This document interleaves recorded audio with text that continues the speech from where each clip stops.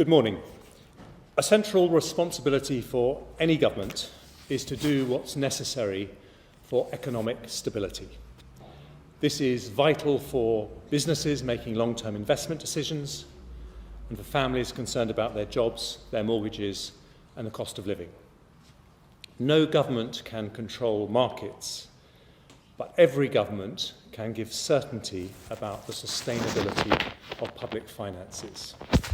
And that is one of the many factors that influence how markets behave.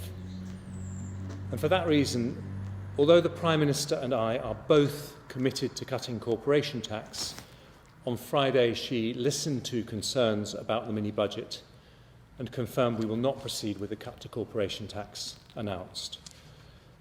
The government has today decided to make further changes to the mini-budget and to reduce unhelpful speculation about what they are. We've decided to announce these ahead of the medium-term fiscal plan, which happens in 2 weeks. I'll give a detailed statement to Parliament this afternoon and answer questions from MPs. But because these decisions are market sensitive, I've agreed with the Speaker the need to give an early, brief summary of the changes, which are all designed to provide confidence and stability. Firstly, we will reverse almost all the tax measures announced in the growth plan 3 weeks ago that have not started parliamentary legislation. So whilst we will continue with the abolition of the health and social care levy and stamp duty changes, we will no longer be proceeding with the cuts to dividend tax rates, the reversal of off-payroll working reforms introduced in 2017 and 2021, the new VAT-free shopping scheme for non-UK visitors, or the freeze on alcohol duty rates.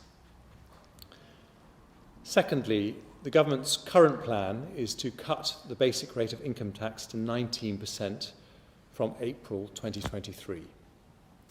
It is a deeply held conservative value, a value that I share, that people should keep more of the money they earn. But at a time when markets are rightly demanding commitment to sustainable public finances, it is not right to borrow to fund this tax cut. So I've decided that the basic rate of income tax will remain at 20%, and it will do so indefinitely until economic circumstances allow for it to be cut. Taken together with the decision not to cut corporation tax and restoring the top rate of income tax, the measures I've announced today will raise every year around £32 billion.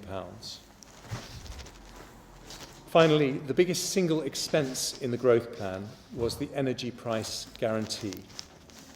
This is a landmark policy supporting millions of people through a difficult winter.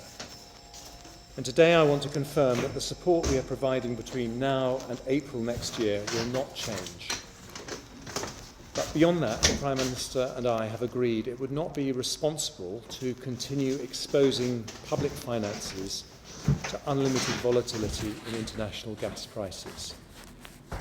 So I'm announcing today a Treasury-led review into how we support energy bills beyond April next year.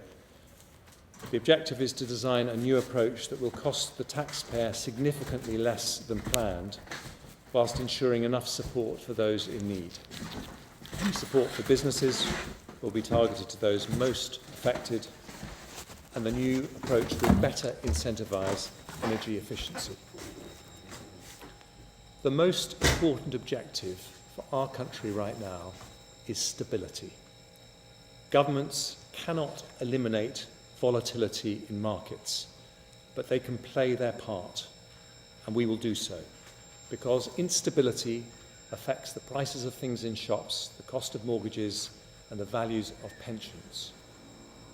There will be more difficult decisions, I'm afraid, on both tax and spending, as we deliver our commitment to get debt falling as a share of the economy over the medium term. All departments will need to redouble their efforts to find savings, and some areas of spending will need to be cut. But as I promised at the weekend, our priority in making the difficult decisions that lie ahead will always be the most vulnerable. And I remain extremely confident about the UK's long-term economic prospects as we deliver our mission to go for growth.